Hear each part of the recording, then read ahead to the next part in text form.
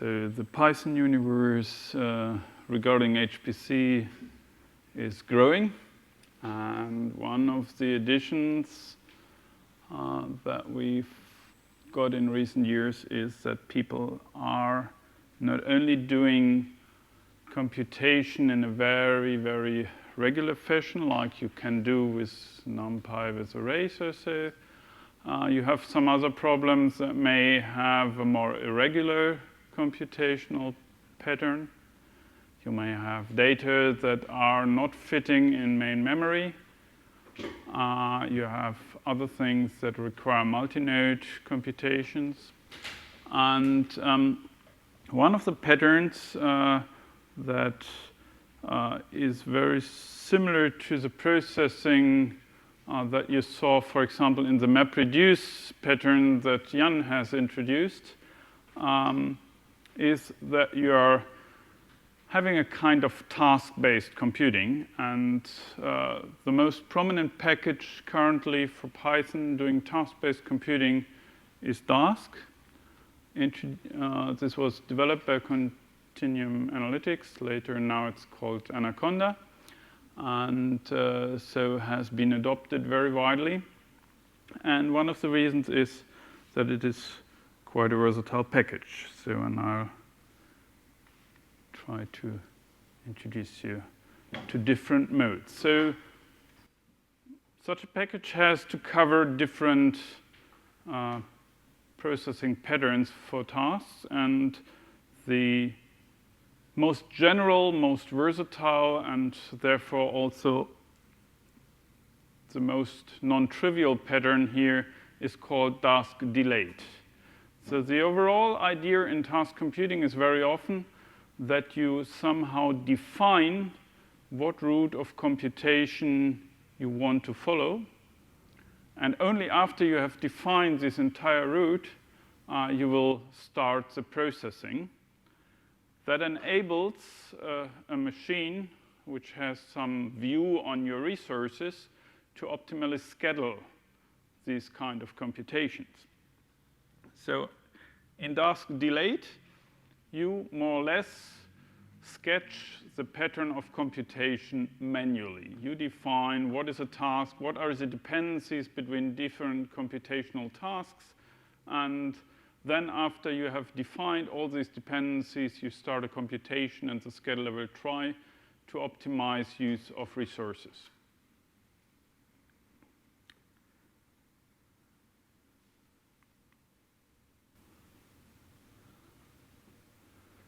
So this is one of the things you will see also in your notebook, of course, and we have to import something, and now these are some dummy tasks here, which just sleep for a defined time, 0.5 seconds to 3 seconds, and you have a certain dependency structure that is defined here. So what do you have to do is you define each of these functions, so this is function level, and you more or less, like you do with other decorator-based ways of transforming functions, you define now some kind of a delayed task. So in this case, this has the same name here. You can also give it a different name. There is some discussion whether it makes sense to give it the same name. So now you have something that is delayed. So it would trigger this function, but only if you really require the result of this function. So down here, it's where you define the graph, the dependencies. So you have prepared, and this is dependent. So this takes the input tasks and prepares a list. So these are obviously then independent. List items are independent. And you have a commentator, which has to process this common task here. So this is a result commentator. It's a result of common task. And then you have an intermediate, which requires that you have an item in prepared. So you need some result from here. and it requires the common data. So it is dependent on two different tasks. There is one line missing here. There's also this summarize task, and this will be dependent on all the intermediates. So this one requires that all the intermediate results are available. So this defines kind of a dependency, kind of a graph of computation. And you can visualize that. You see, in this case, these were 24 input tasks. So you have the 24 input tasks down here.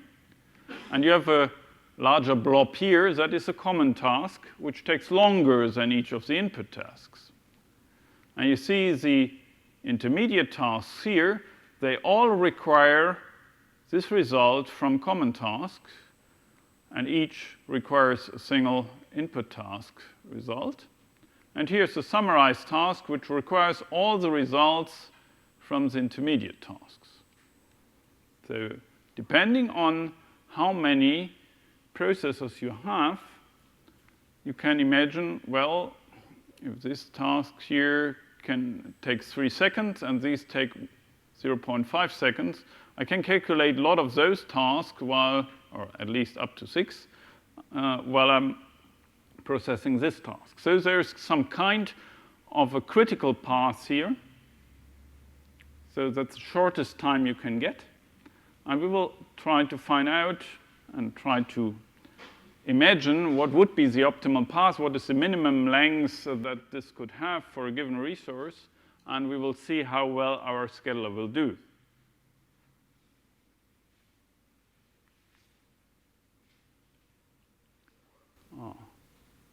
So, and in this case, for a certain thing, it was 10 seconds.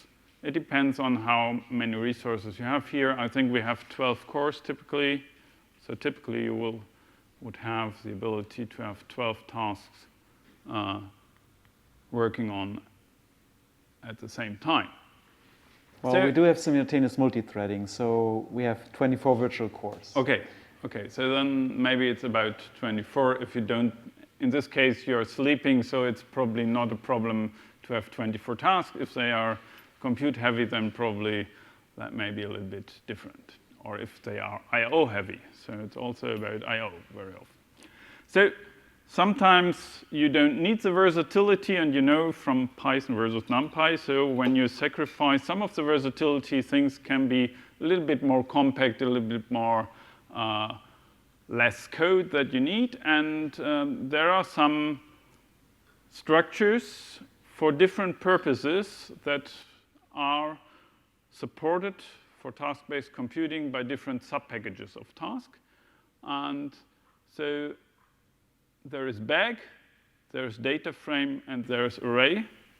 So data frame, I think if you're familiar with pandas, you will know the term data frame. So this is kind of a pandas equivalent in a task-based computing world. Array, you already know from NumPy, so it is a NumPy equivalent with some add-ons we will talk about in a minute. Bag, well, is not really a bag. So a bag typically is a list. So, and a list is a kind of a Python bag because you can store arbitrary types of objects in a list, and therefore it allows for example, for a dispatcher of objects which would be in a list where the objects are of different type, and you can process them with Dask. So Dask bag, therefore,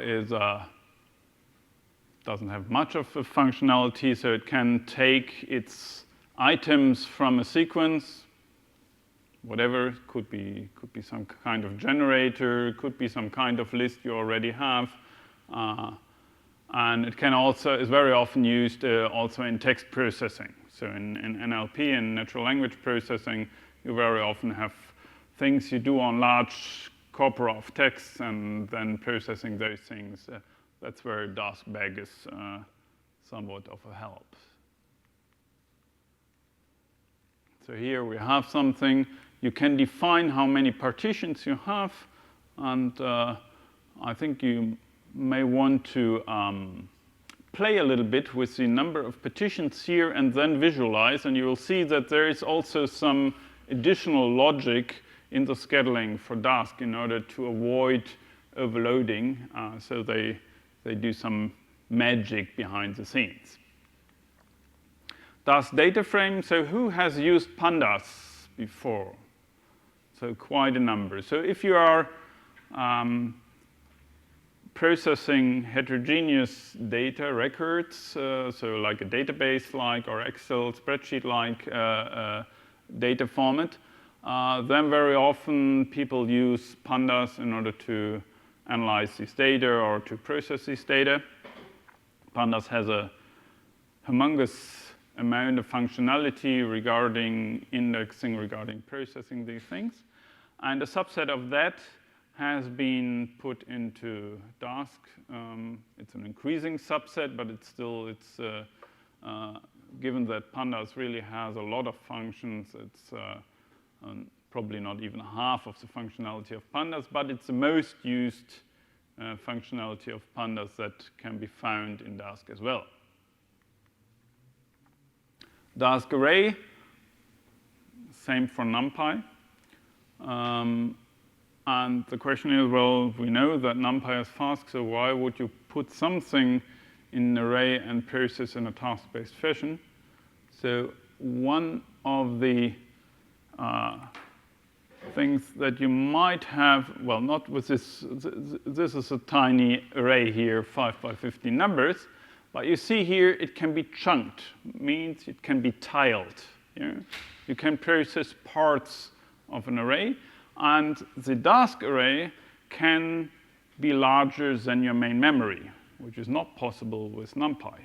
So if you have a very huge array, then you can process this with Dask for many of the operations you find in NumPy, and do this in chunks and optimally use the resources you have available. So it's kind of a way really to deal with out of, I don't know why they are calling that out of core. It's called out of core computing if something doesn't fit in memory, but I don't know why. So it doesn't make sense in a multi-core processor to talk about this as out of core computing anymore. But that's a term that's very often used here. So you see, there will be just independent processing of these 3 chunks, and we'll have a more elaborate example in the notebook. A separate package, actually, is Dask distributed, and as the name implies, that's meant really to do multi-node computation or enable multi-node computations as well. And it has been taken up in particular now that we have a large machine learning community, quite a lot, and it's in, let's say, apart from the IPython we have already talked about, where you also can have your IPy engines on different nodes, is a second choice. We will see one other choice in the upcoming talks from Jan.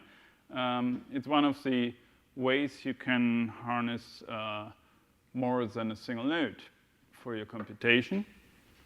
And what you do is somewhat similar in spirit to what you saw with IPython.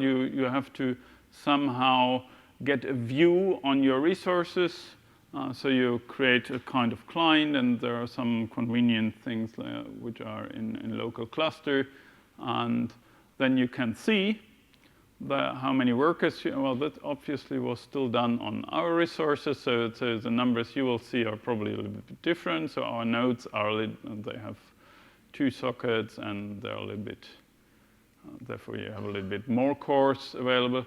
So here you have a scheduler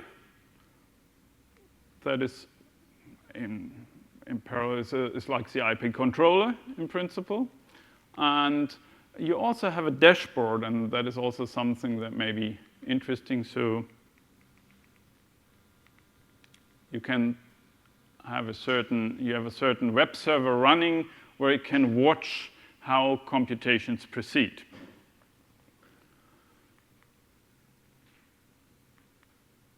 So here we have some, I don't know why I put that in the slides, so it's not necessary here.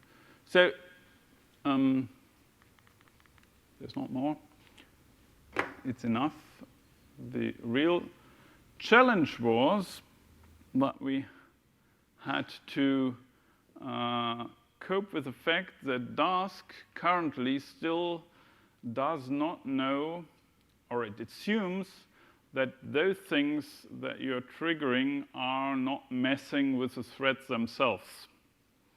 So if you have an optimized linear algebra library that uses all the cores by default that are available, then that may interfere with Dask trying to take each of these cores or virtual cores as a task processor.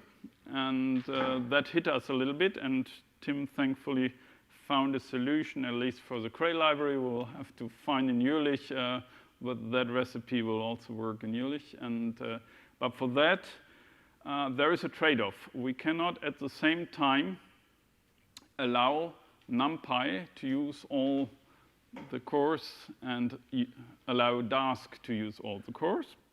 So for the notebook, there is a part where you use Dask, and that's where we will use these slightly augmented kernel 2019C. There is something where we would like you to compare with NumPy, and it would be an unfair comparison if you would use the NumPy, which is restricted to just using a single core. Therefore, for a fair number in these few cells, it may be good to then reload the original kernel and then get the timing from there. So otherwise, you're comparing in an unfair way between those two. Yes, so we'll now have to explain how you did untar the kernel, I hope. Everybody untarred the kernel already? The new one copied? Okay, so then anything to explain? Yes, what is in a kernel? So if you untart your kernel, you also get the path automatically where this will be located, this new kernel. And you see that the kernels have two files. There's a JSON file, and there is a shell file here, so an executable shell file. So, and if we have a look at this JSON file,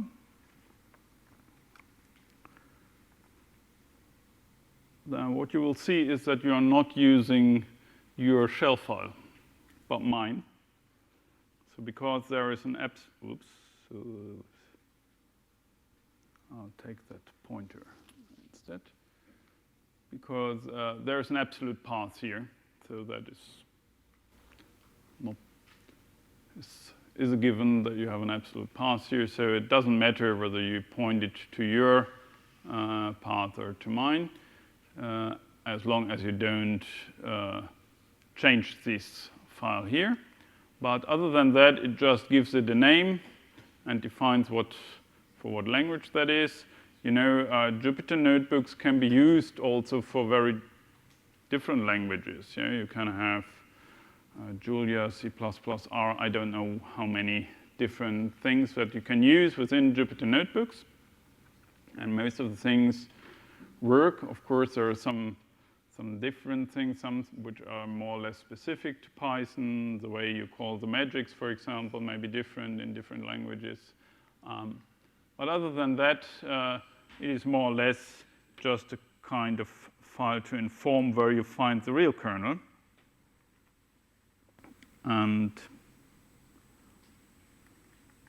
if you have a look into that, you will see it's a simple shell script, a bash script in this case, and it loads modules. So who is not familiar with what modules are?